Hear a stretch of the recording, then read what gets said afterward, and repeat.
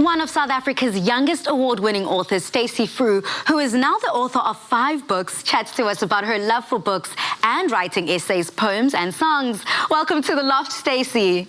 Hello, thank you for having me this afternoon, and I hope all the viewers are doing well during this coronavirus lockdown. Yeah, girl, trust me, it's Friday shows like this that everyone looks forward to and needs after a very long week, and especially during this time. Things are kind of crazy. But Stacey, I just want to touch base as to your love for books and where it all started. Your first book was titled SMELLY.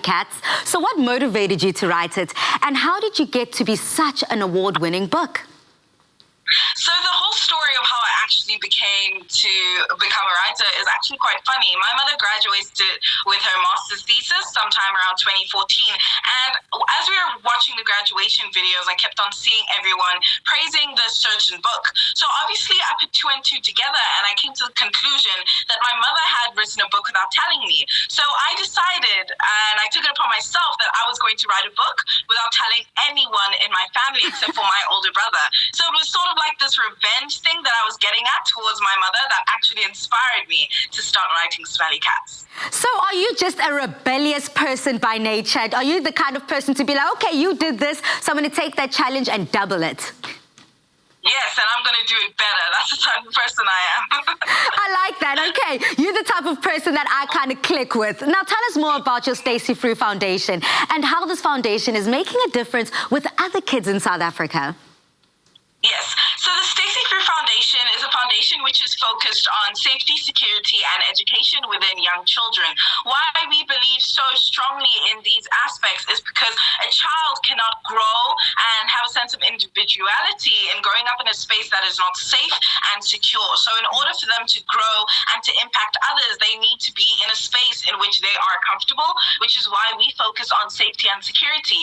We educate children via various campaigns.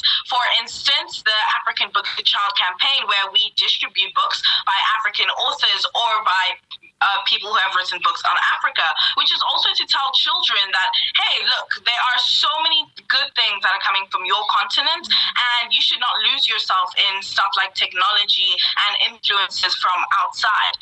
We also have the African Children of the Year Awards, which is an award ceremony which is meant to empower the African child and just inspire them to continue making an impact on their communities' lives, and various other projects under the foundation as well.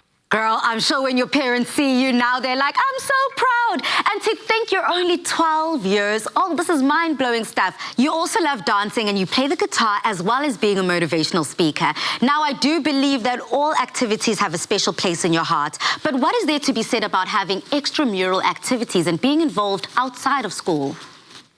Yes, so extramural activities are good for various reasons because, one, it takes your mind off school, takes your mind off the pressure that school brings, and 2, it also helps you to expand your hobbies and also make new friends. Extramurals you attend with various grades, you can do various subjects, play a sport, or maybe do a cultural such as chess or even drawing. So having these extramural opportunities is a time for you to find a hobby, find a passion for yourself, but also to distance yourself away from the school pressures, which is why it's very important for you to take on something that you enjoy. Now, Stacey, you have a total of 5 books now, and they all have a special message to it. Now, is there any books that you're working on and that we can look forward to? So right now, I am working on the editing process of what I like to call my first novel. It's a lengthy book, unlike anything else that I've written, and it's an interesting story. I really did pour a lot of time and effort into thinking about that now. But we're saving the book for later publications because right now we're working on compiling a list of my short stories together so that it can be like a short story collection book. And we're also looking to see if we can publish my poems together as a book. Yeah. So Stacey, before I let you go, what message do you want to give to kids of South Africa about reading and writing? Yes, my message to give other children in South Africa about reading and writing is to be patient and to find what you like, because there's so many genres in which you can read in and so many things that you can write. You might find a book that you think is interesting, but you end up not liking it. Don't worry, there are millions of others to try from. So be patient and just read, basically. Thank you. It's that simple. Thank you so much, Stacey Fru, for joining us. Goodbye. Bye.